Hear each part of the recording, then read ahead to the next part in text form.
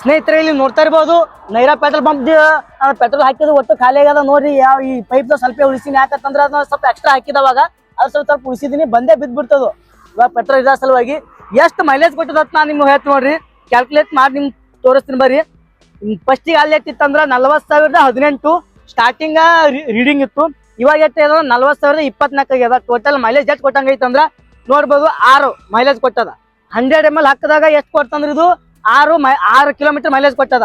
ನಾವು ಅದೇ 1 ಲೀಟರ್ ಹಾಕಿದೀವಿ ಅಂದ್ರ 60 ಕುಡ್ಬೋದು. ಯಾವಾಗ ಕುಡ್ತಂದ್ರ ಎಕಾನಮಿ ಒಳಗೆ ಹೊಡೆದ್ರಿ ಅಂದ್ರೆ 60 ಕುಡ್ಬೋದು.